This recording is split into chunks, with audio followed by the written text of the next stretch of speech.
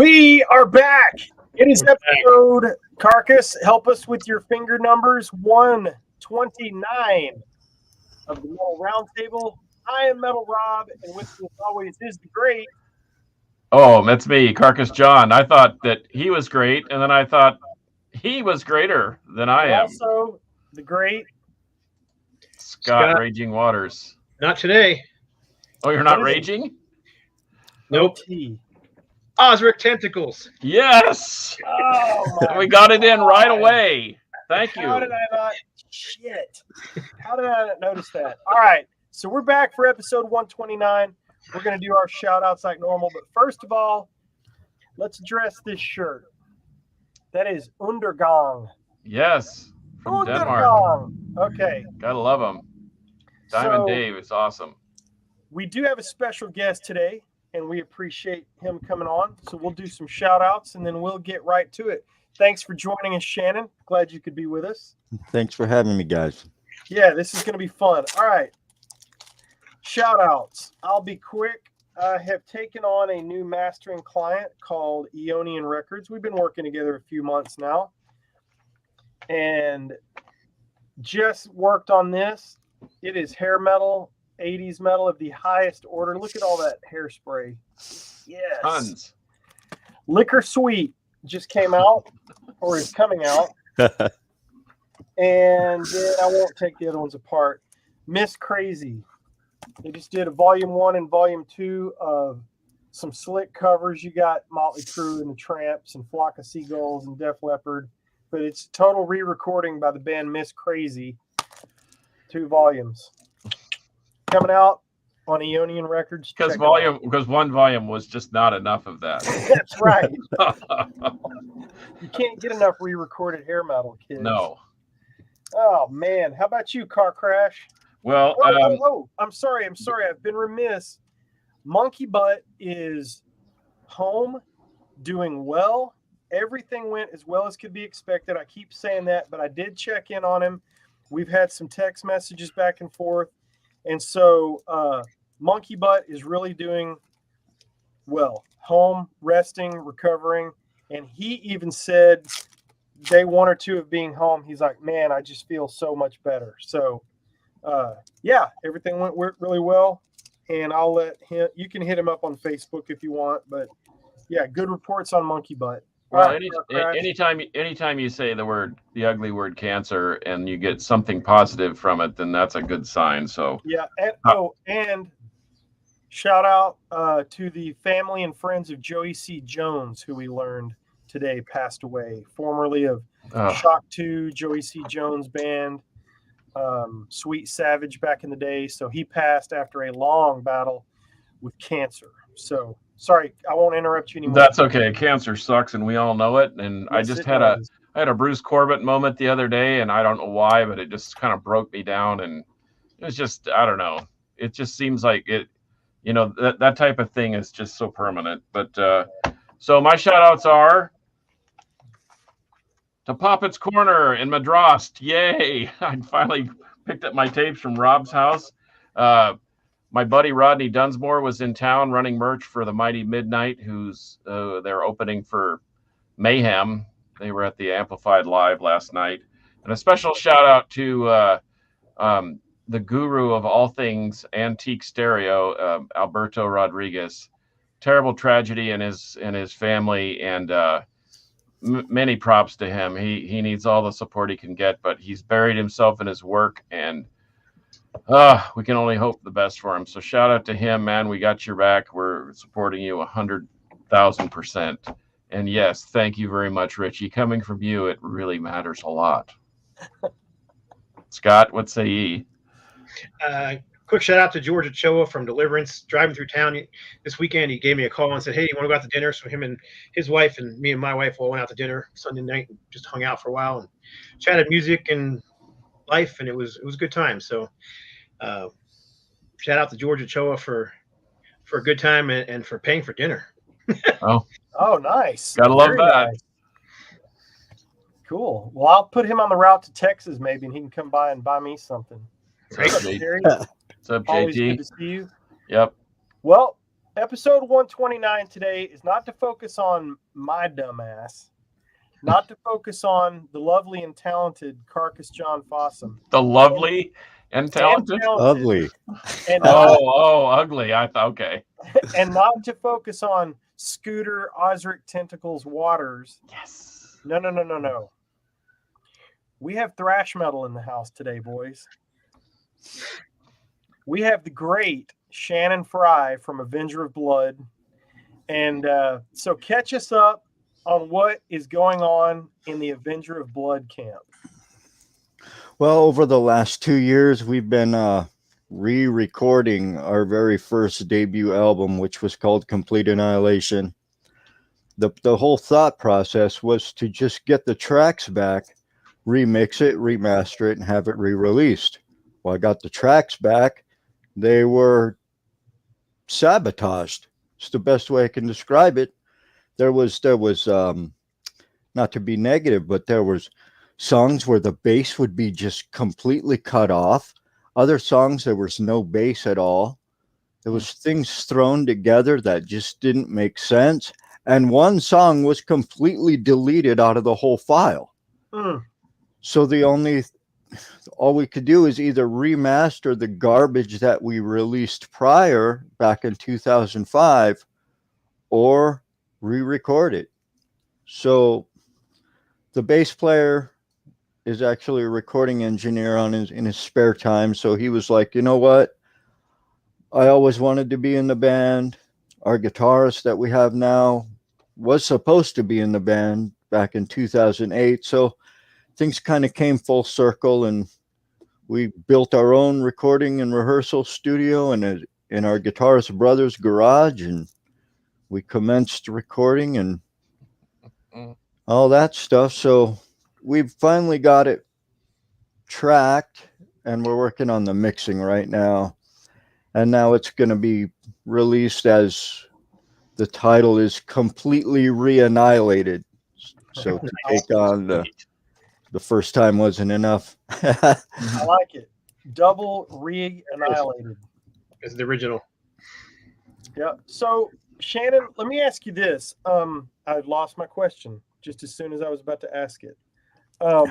So for people, so we've got a cross section of metalheads that watch the show. We got hair metal guys, we got grindcore guys, we got thrash guys, 80s metal of all kinds. So for the brand new person that is watching the show, tell them what Avenger of Blood is, style-wise. Style-wise. Well, we've been known to be called creator clones, put it that way. I wouldn't say so, but the vocals did reminisce Millet from Creator quite a bit in the old days. Not saying they don't now, because they kind of do now, still a little too.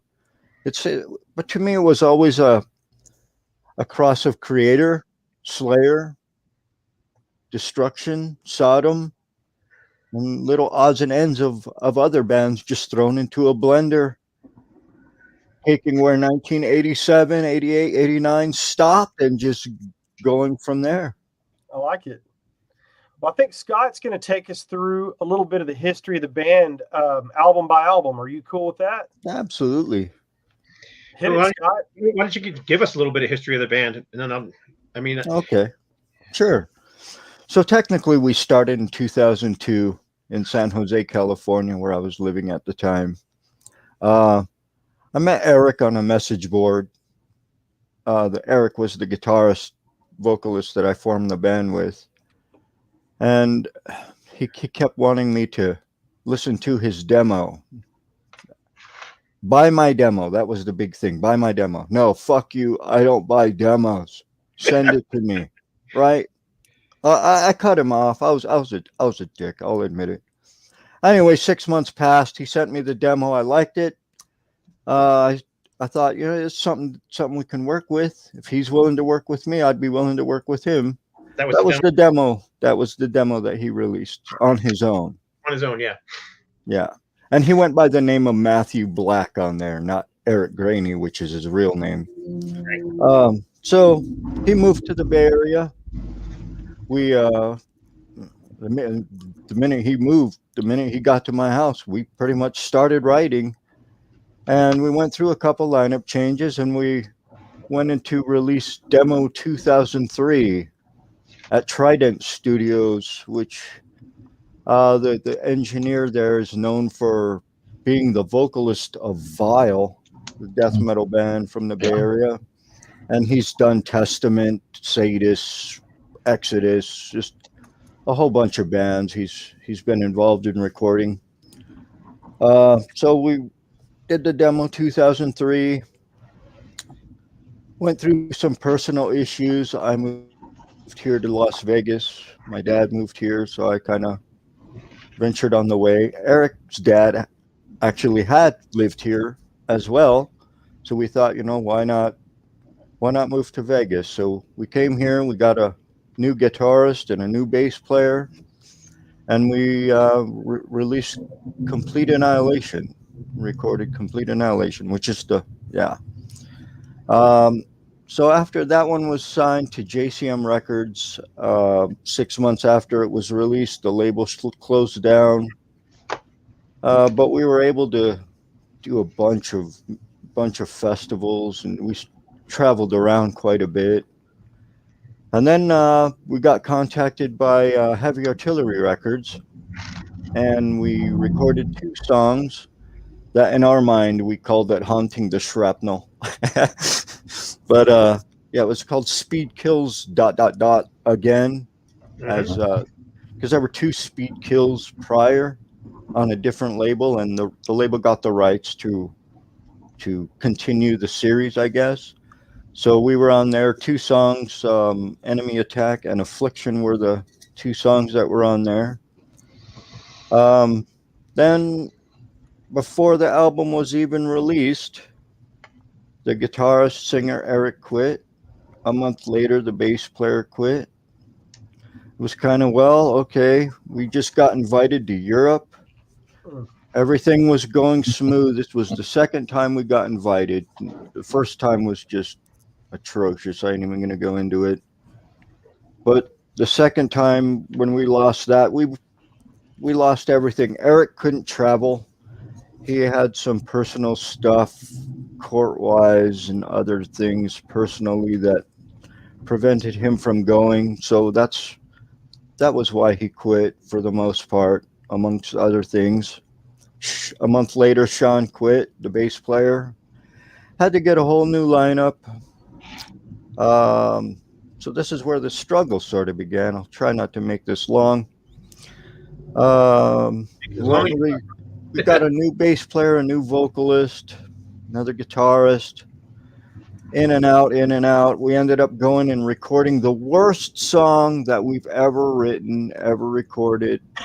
I still regret doing it. It was called Hell Patrol. It was part of the 7-inch series from Relapse that they were doing. It was a storybook line. Speed and Spikes.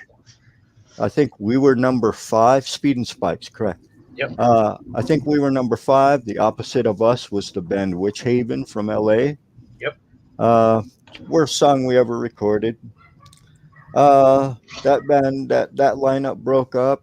I ended up joining a different band for a while. That didn't work out so well. I came back. I reformed Avenger again. Then we wrote and recorded the last album, On Slaying Grounds. And again, before that was even finished recording, the whole band split on me. So it took me a while. I sat on that album for 3 years because first off, the solos still had to be done. It still had to be mixed. Everything, the cover, everything had to be done. I sat on that for 3 years, basically.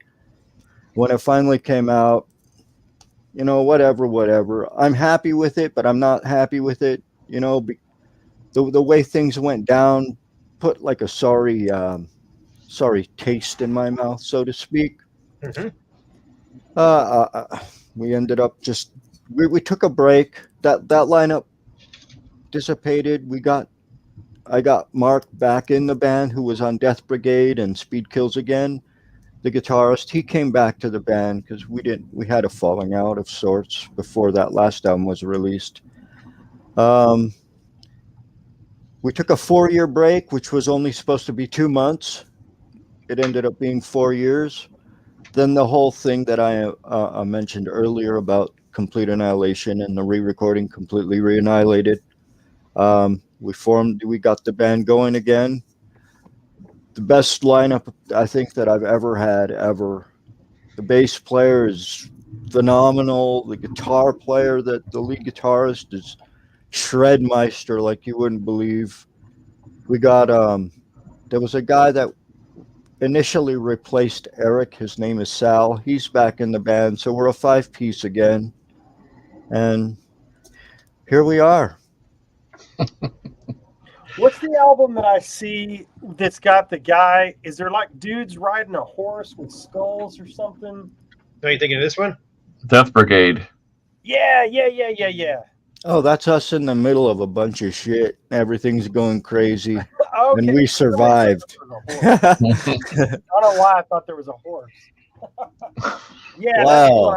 that's what I'm thinking.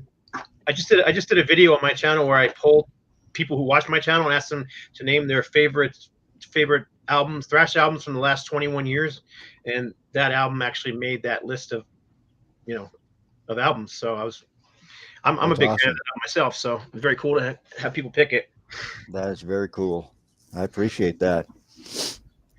Well, Scott, go through some of your albums and let's see kind of what the thought process was, or funny stories, or just anything.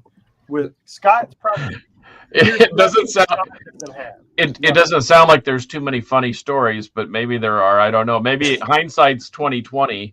But I was going to ask. Demo. Did you show everything already? Did I miss? No, I showed him all while he was talking. Oh, I missed the one that I was talking about. My bad. And I had a question for Shannon. I know he has some connection to the Hellstar camp through James Rivera. Didn't you play as part of his house band or whatever for the Judas Sabbath, or for the what was that? Or am I just totally mistaken? Because James is a friend of the show. He's a friend of mine. So yeah, James is like a big brother to me, man. Initially, we went and we did 3 shows in California. I think we did one here in Vegas with Hellstar. This was back. Russ was still in the band, the drummer. Do you remember Russ? Oh yeah. Or Russell, as he likes to be known. Yeah. Okay. I can't remember the whole lineup. Anyway, it was like 3 albums ago. Was that Eric Halprin? Was he the guitarist? No, after him. After him. Okay. Yeah. I don't remember. Rob? Was that the Rob guitarist? Trevino? Yes. Okay. Yeah. So, anyway, I had a friend here in town also who was in a tribute / cover band, a tribute to the 80s, but it was a cover band doing all these 80s songs, and they were called Denim and Leather, and James was actually the vocalist for a while.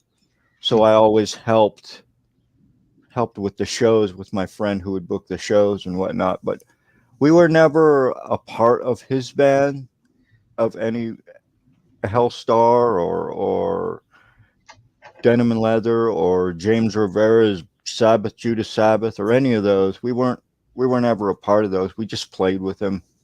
I That was gotcha. all. Yeah. I just remember him mentioning your name, and I just thought, well, that's pretty cool that he could just sort of solo fly out there and have decent musicians to play with him. But anyway, so that answers that question.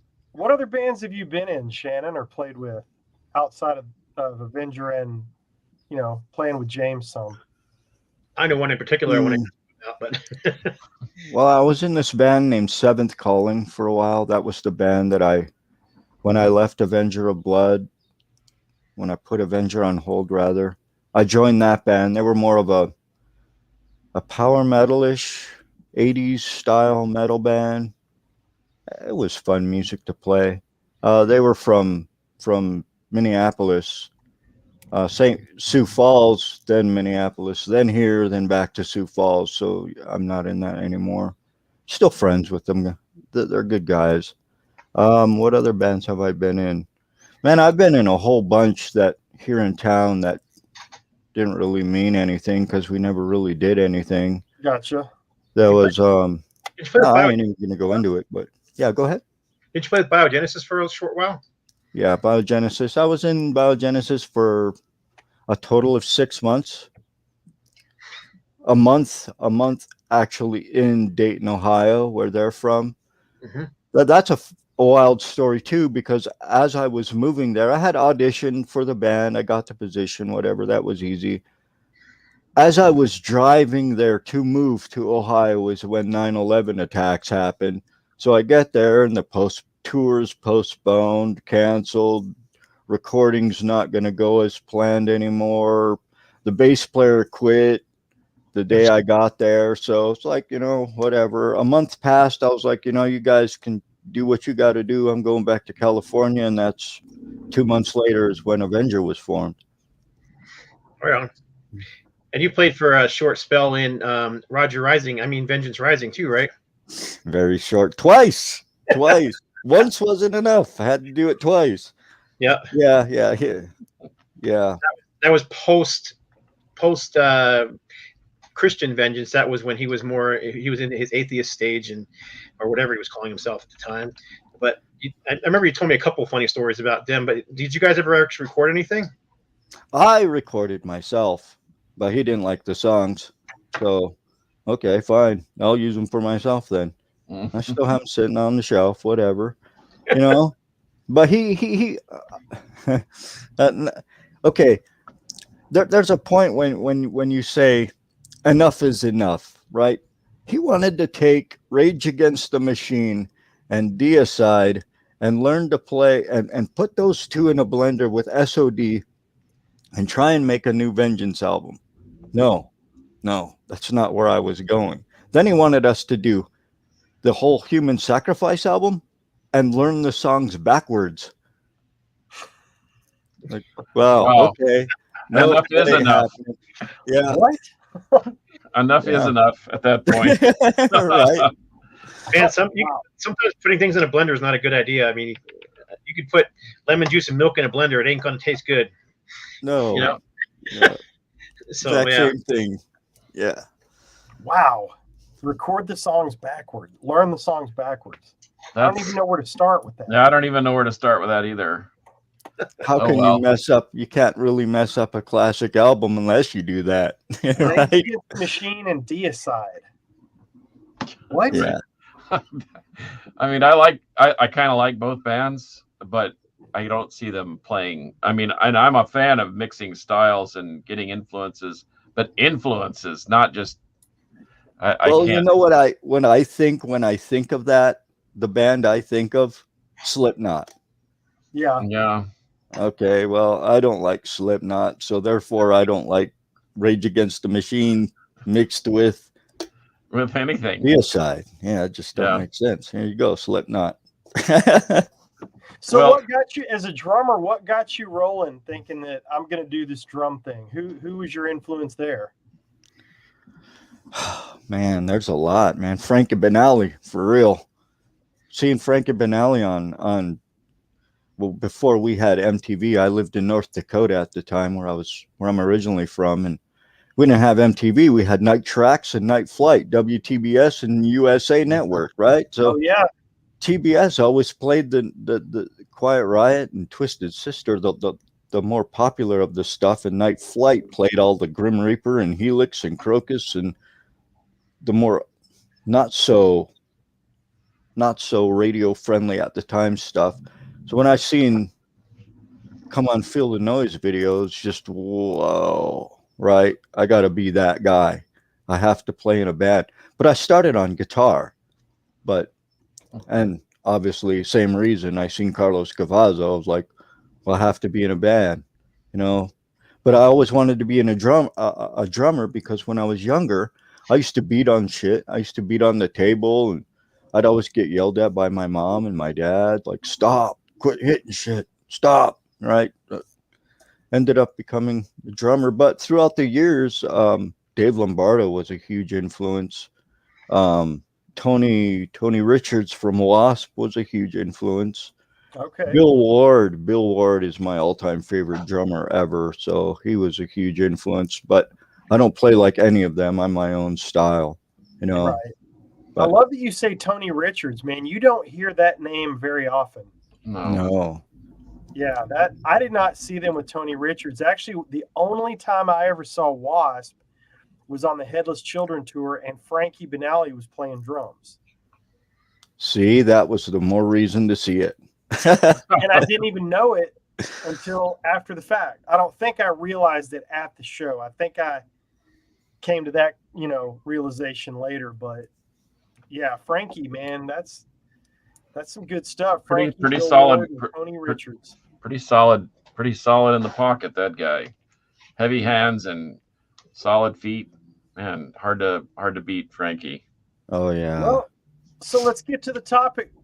We've talked a little bit about Avenger of Blood. We've done our shout outs, but Shannon did bring a good topic today, which we want to talk about, and we are going to discuss our dream thrash metal festival lineups or concert lineups or however you want to do it. So, well, funny you should say that, because one of the things that spurned this thought, and I sent Shannon a picture of the poster last night, but they were on some bill in Houston, and I think that you had dropped off or whatever. This was 2007.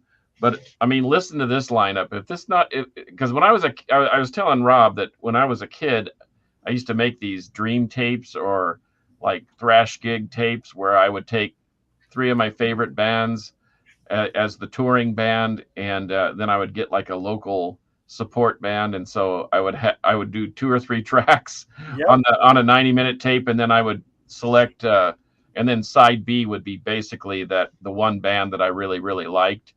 Or was the headlining band or what have you.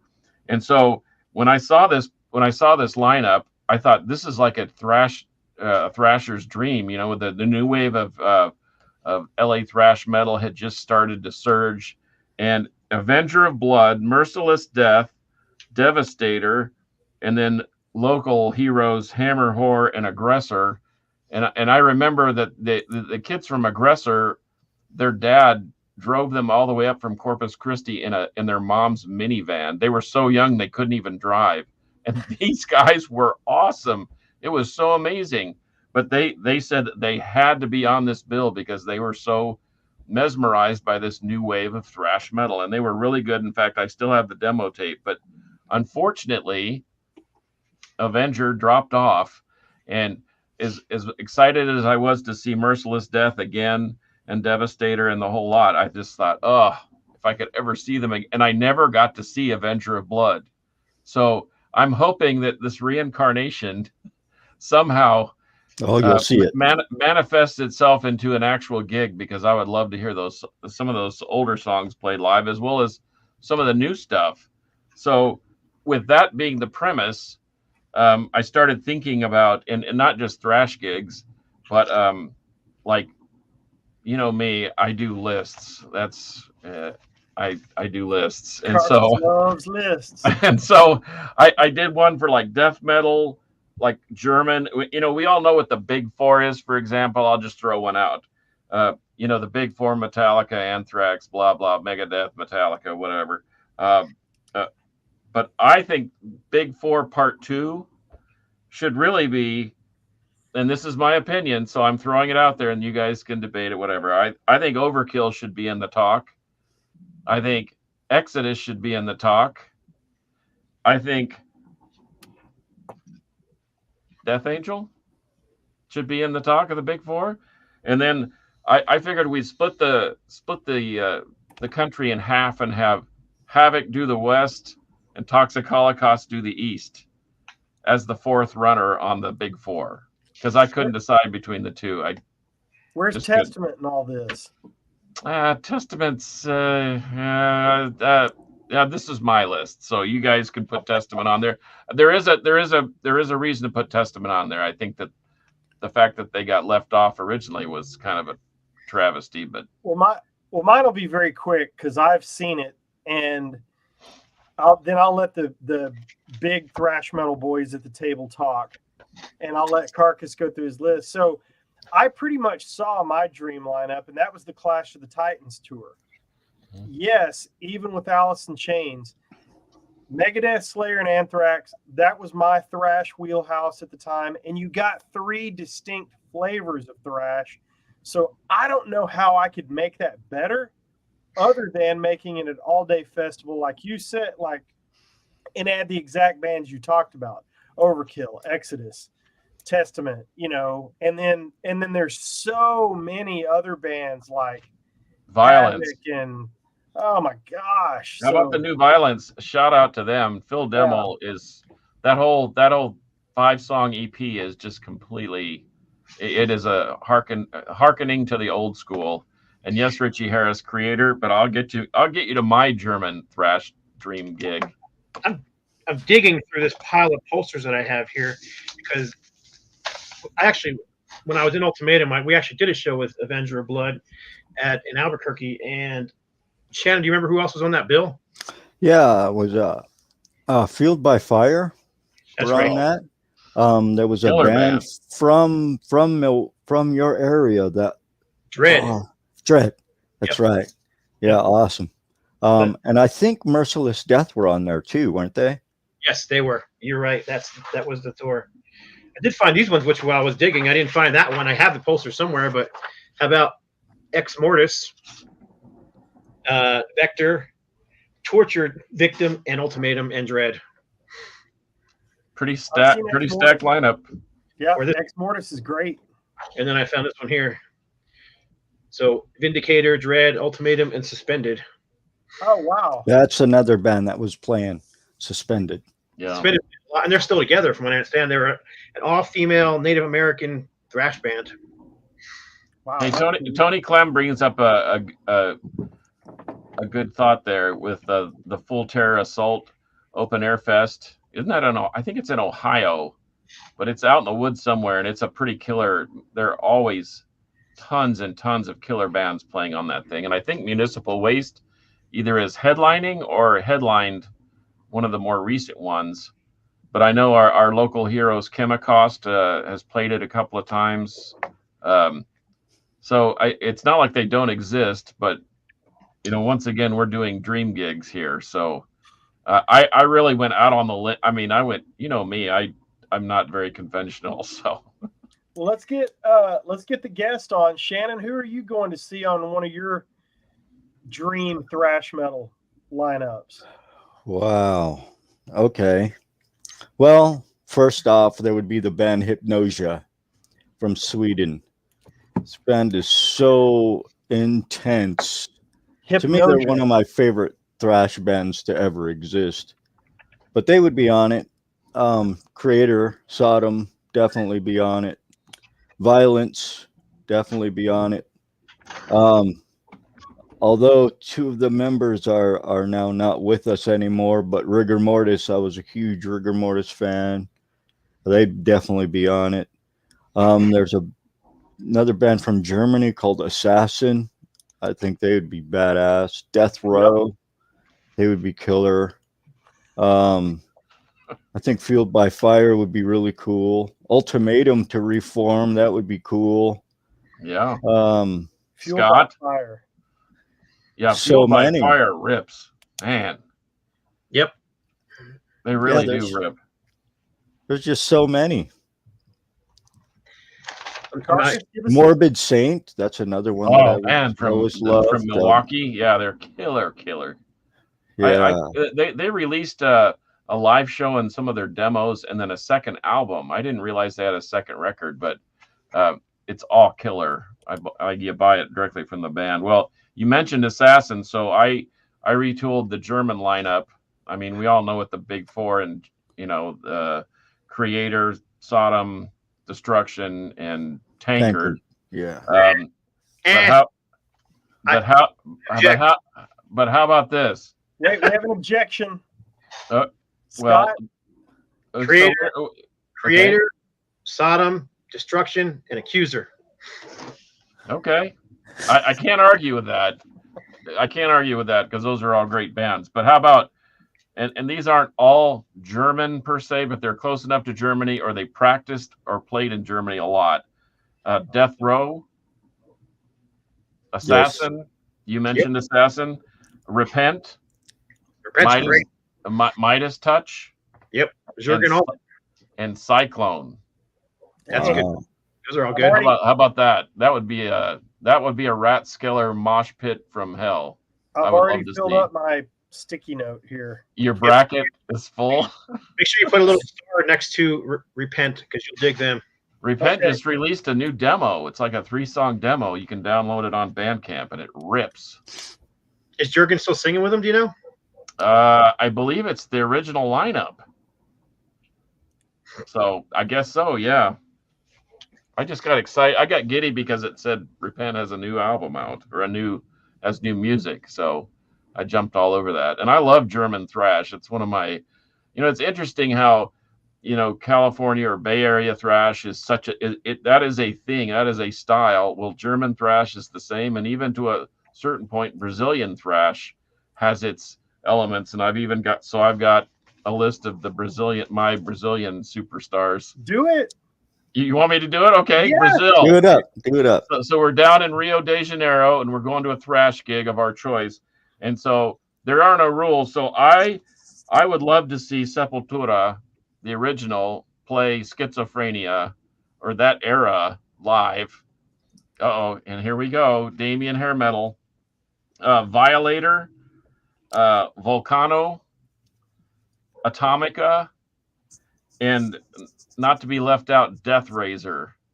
And if you've never heard Death Razor's Eternal Devastation, write it down and book it. That is one of the greatest thrash albums to come out since, I don't know, maybe ever. But say listen the name to of the band again.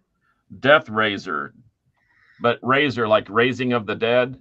Oh, okay. DEATHRAISER. Okay. Not to be confused with Razor in Canada, which is I didn't even do a Canadian one. I was having. I got a Canadian one right here, so go ahead. I hope it includes Razor, Overthrow, and okay. Now, Slaughter. Where in Canada are we watching this? I need to know. Are we in Vancouver? Are we in Calgary? Where are we? I don't give it. Toronto. I don't know. Toronto. There you go. Give a damn. We're gonna open the show with Entropy, followed up by Rammer. Then we're gonna bring on Sacrifice. Of course you will. And then we're gonna headline with Annihilator and Voivod. Hard to beat that. I knew Annihilator would get in there. But Razor and Slaughter are also on my list. So. And you remember a band called Overthrow with Tony Choi, who also played an Atheist? Yeah. Killer bass player, but he's the one that formed Overthrow. That's another great band. You'll be happy to know that I wore an Overthrow shirt yesterday, Carcass. Did you really? I really did. Like wow. I'm impressed. Thank you. You knew it might be a Kicks shirt. The band Overthrow? The band Overthrow, or did you just throw something over another shirt? So it's an Overthrow shirt. No, it was the band. Yeah. I got it in the Metalhead box, and I checked it out so I wouldn't be a total poser. I just happened to be listening to this the other day, so it's sitting right over there. But there's Rammer, their Cancer album. I think I saw them with who they would that have been with the Toxic Holocaust, maybe? Could have been. I know that the drummer and bass player used to play in Toxic for a while, and then before the Belmore brothers took over. But yeah, killer band. I was also playing this the other day, so I had that one right there as well. There's the Repent. Yeah, the new Repent. That rips. I have to agree with you, Mark Chaos Massacre. I think that's about right. Now, I must admit, I've got a couple of Forbidden CDs that may be all they ever did.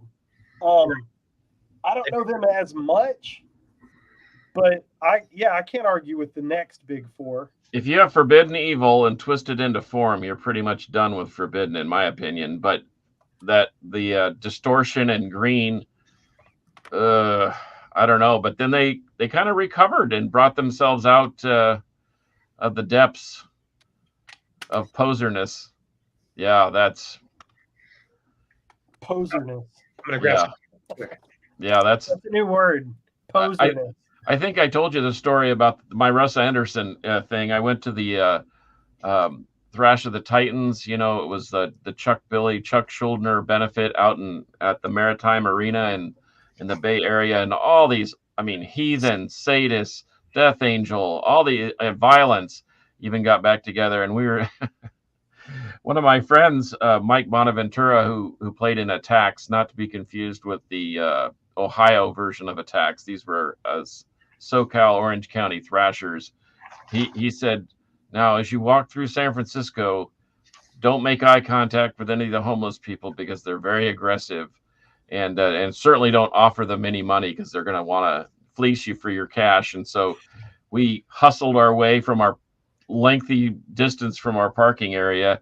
And anyway, so we're backstage because he used to tech for Phil in Violence, and this scraggly, old-looking guy with a pair of greasy sweatpants, sandals, and a flannel shirt that had a big, like a 90-degree rip, and he looked unkept and bad fingernails and whatever. Anyway, he looked like he just woke up, and he came up to me and he was very nice and very polite, and he said, man, could you just spot me a couple of bucks? I just need to kind of get up and get going. And all I had was a 10. And so I gave him a $10 bill because he was so nice. At least he was nice about it. He wasn't aggressive. So I give him the money, and then Mikey and I go sit down, and all of a sudden Forbidden starts to play that little intro part of Forbidden Evil, and out walks, who do you think? This greasy, unkept, scraggly, bearded guy with the sweatpants and the sandals. It was Russ Anderson. He literally was a homeless guy at that point in his life, I guess. And so I had actually helped out the singer of Forbidden. It was kind of a funny story, but what a comeback they've made. I mean, with that, and for the life of me, I can't remember the name of that record, but I don't know. I thought it was a good return to their form, and because to me they kind of got weird with, like, Distortion was like, I'm not sure about this, and then by the time they did Green, I was just like, I'm done. This was too much of Rage Against the Machine meets Deicide for me. I had to walk away from it. But anyway, enough about that. Here's a dream I wish I could have gone to. This is in Philadelphia. I didn't get to go, obviously, but I used to live out there. But about Ultimate Revenge. Oh, wow, yeah. That would have been cool. So you got what? Forbidden, Faith or Fear, Death, Dark Angel, and Raven. Wow. That's a punishing. Nice. Quite the show. So if you could Raven put a thrash band? What's that? Is Raven a thrash band? They were. Kind of. They were kind of a proto thrash. You know, those guys were formed in '74, so it's kind of hard to thrash, but they were pretty fast and hyper for their time. I love Raven. So do I. There you go. Let's see. Damien Hair Metal coming through with the heat today. I also saw Shrapnel. Writing that down. Nevermore, was it Nevermore, Overkill, and Megadeth together. That was a good show. Was that good? Megadeth's tour, right? Yeah, it was Megadeth's good guitar, whatever. I forgot what he called it. Yeah, that came through here, Vegas. That came through here in Vegas too. Gigantor. And then I saw at a small club, it was Iced Earth, Nevermore, and James Rivera's band. Destiny's End. Destiny's End, yep. Man, you guys have seen I have the ticket stub still from that show. Man, Iced Earth was really good. I just remember being, their albums kind of droned a little bit to me, but live, man, they were really, really, they were really powerful. I really dug them. But how about just a show with modern bands? So like Vector, Well, funny you should say that. I did a show with Vector, but I'm trying to think of who else was on that. Oh, Witch Haven, Vector, maybe ANS from Denton. Kind of some of the early precursors to Power Trip. Although I those are kind of bands that hung out with each other, but man, Vector was totally impressive. Oh, Amoricide and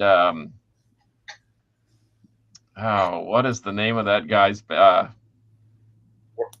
Anyway, yeah. How about War Beast? That couldn't happen anymore, obviously. But how about War Beast with and Madrost? That would be good. That would be a good show. War Beast, man, I only saw them at the Bruce Corbett tribute, but holy cow, they were devastating. So Gary, go Cowboys, says, have you guys ever heard of Meat Locker or Rape Date from Florida? Yeah. I have not heard of Meat Locker. I have heard of Rape Date because I think I got to work on, I think I worked on something from them for Eric Hoffman's label, Thrashback, because he's out of Florida, and I've done a bunch of stuff for him.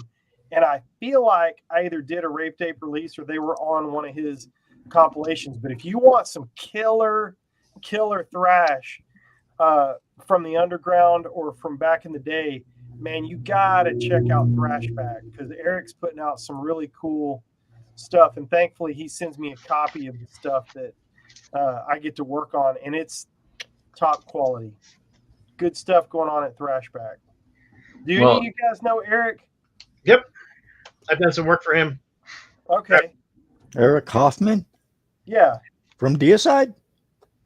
No, I don't think Eric was in. No, I don't think he played in a band. As far Yeah, he as was. I know. I don't think he was one of the Hoffman brothers that was part of that deal. But I was going to say, Las Vegas is not exactly the central of all things metal or thrash, but there's been some really killer bands out of there. One that comes to mind is Pap Smear. I know that's a terrible name, but man, those guys are good. I wish I could have seen them live. Is there anybody Really else good. in Vegas worth noting? There was a band, if you remember back in the day on Shrapnel Records, called Apocrypha. Oh yeah. The guitarist I went to Three Doors Down, I believe, something like that. Is that Tony Fridianelli? Tony, yes, yeah, he was a guitarist. As far as there was some other bands that came out of here. If you like brutal death metal, there's a band named Guttural Secrete that's from here. There's a new band called Achromatica that aren't too bad. There's a band from here that I don't particularly like, kind of thrashy, kind of death metal-y, big time Metallica ripoff in a lot of sense, but they're called Minus MYNAS. They're okay. But lately I've kind of been out of the scene here for a while because of personal issues and job issues and whatnot. So I've just kind of laid back. I don't know a lot of what's going on now, but yeah, there isn't a lot, but what there is pretty solid. Yeah. Interesting. Oh, Harlot from Melbourne. Yeah, Mark Massacre says that check those guys out, and they are really good. So let me throw something at you guys totally out of left field that has nothing to do with what we're talking about, and just see what you say. Do it. So you're putting out a record by a German power metal band, and it's going to be on a green vinyl, and you need to call it some sort of green. So what green would you call it? Like, not power metal green. That's too stupid. You need something more cool. Well, toxic. John Deere green. That's the best green there is. John Deere green. John Deere green. Well, toxic green, you can't go wrong there, but that's more thrash, I guess, than power metal. Yeah, than power metal. How about electric green? What's that? Electric green. That's not bad. Or I was thinking maybe atomic green. Atomic green. Yeah. That's more thrashy though too. That sounds thrashy too. Yeah. But you're talking Gang- about power metal, so why not just call it grass green or Yeah. weeds green? Well, it's not that. Richie can't spell. He says gangrene. Yeah. I think he means gangrene. Gangrene. There you go. Although Gangrene's a pretty good band too. We love Richie though. Richie took me to the Emerald warehouse green. of all things restaurant supply. I've never seen anything like this place. Hmm. Shrimp the size of your face. Oh Yeah, I my like God. Emerald Green too. Cater nuts. So I'm guessing you can't tell us who the band or the name of the album is or anything. Sure. I'll spill the beans. It's Brainstorm, and it's Soul Temptation. Trying Oh. to tie something in with green. Man, Brainstorm is awesome. Anyhow, I don't know. I But didn't mean dude, to there was a totally good ahead. a comment. Emerald green. I've seen that. That's kind of cool. Yeah, I like green too. Cool. All right, onward. I just Well, I No, think you're doing power metal's a little more sophisticated, so Emerald Green sounds kind of I don't know. sophisticated, actually. think of the word emerald or even emerald green. I think Thin Lizzy immediately. Of course Yeah. you do. Yeah. So, I think of that band with the former bass player of Vengeance. yep. Emerald. That one crossed my mind too. Emerald. What was the Emerald City? What was the band that George sang in? George Call. Cover band from Dallas, right? No, but it was called Emerald City or Emerald something. I can't remember. Emerald City, I think, is the band that plays at like Mavs games and stuff, and they just do top 40. Oh, I got you. I think that's. I don't Emerald. think that would be George. I don't think so either. But Although speaking of George, on one of my dream gigs, I just got really crazy, and I thought, let's have a fest and include Priest, Iron Maiden, Scorpion, Saxon, and have our local heroes Aska open up for them. They could do it right here in my living room if they wanted to. yes, they could. Happened before. Yes, Roger Dale was an Emerald Gary. Yep. He actually played on that album, although he wasn't credited. What? Nobody does that. Just that Scott, that same band just played right before the lockdown, and he came back to the band. They did this small festival in Apple Valley, California. Not sure if you knew about that. I kind of knew he was getting back to them for a little thing. I didn't know where or when it was, but that's cool. They have like this really weird cult following, especially over in Greece for some reason. Hmm. Same thing with We've only got a couple minutes left, but Carcass, I know you've got another couple things on your list. Well, of course. I mean, I did a little bit of, I did my dream gigs for rock, prog stuff, and even a death metal one. But how about the ultimate rock band? I've always wanted to see Hendrix, and I was fortunate enough to see Zeppelin. I've seen the early incantations of Deep Purple, the Mark II, Mark III.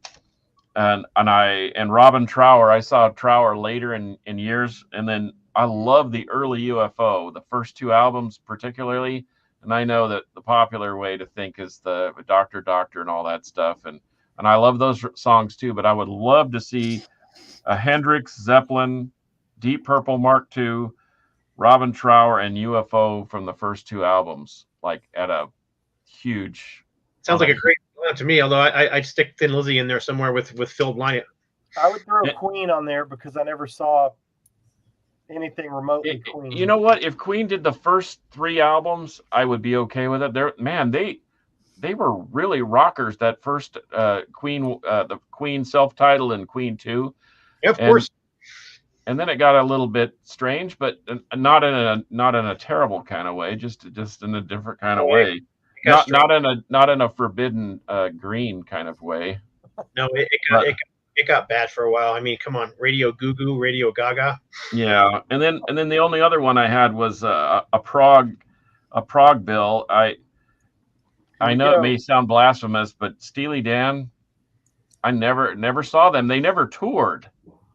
I didn't know this. They didn't tour until way after the fact. But like on Asia and Pretzel Logic and all those, they never toured. You know what this is?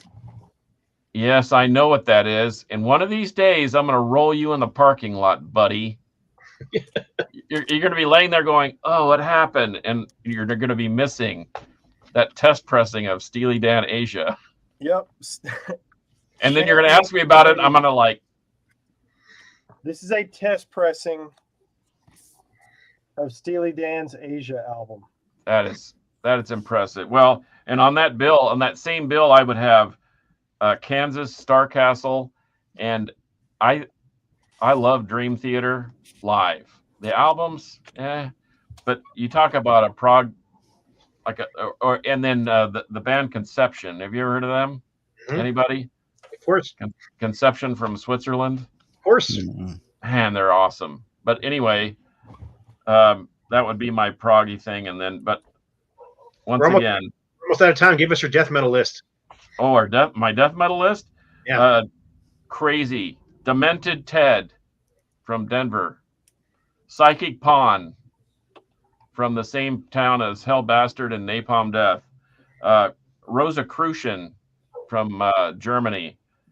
Asphyx, the old Asphyx, the Death Hammer era stuff.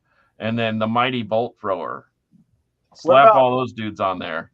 What about Multi-Pussy? Where are they from? I never said that word. Yes, you did.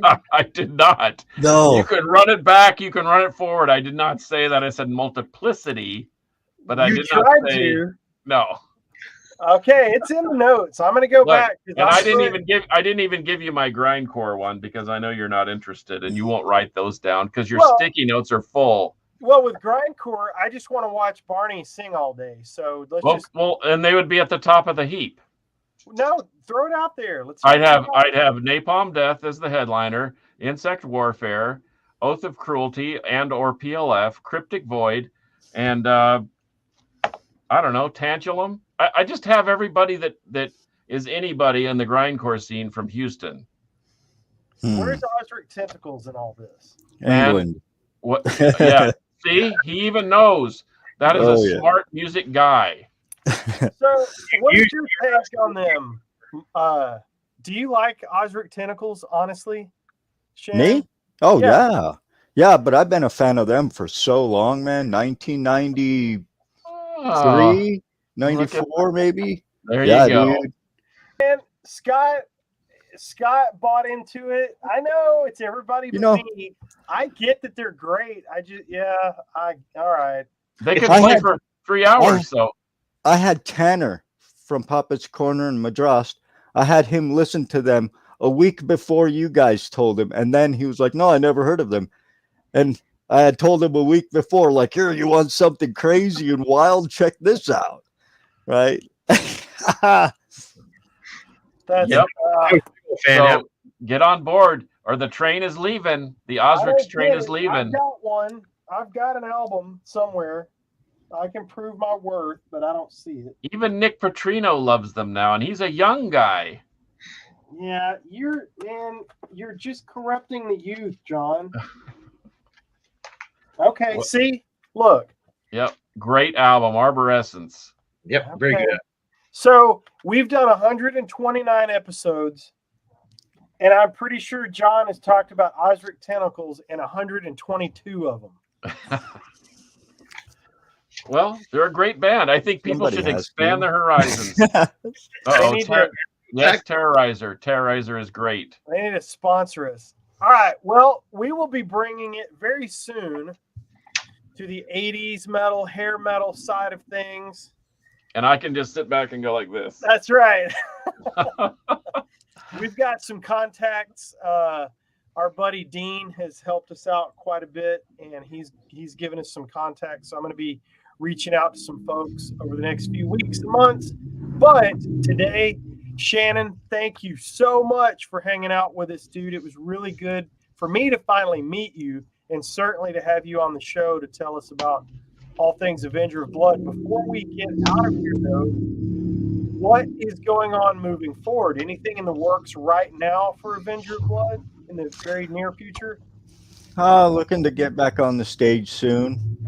releasing that album, finally getting it mixed finally and released, and working on new stuff, and hopefully it comes out as good as it's starting to right now. Awesome. Yeah.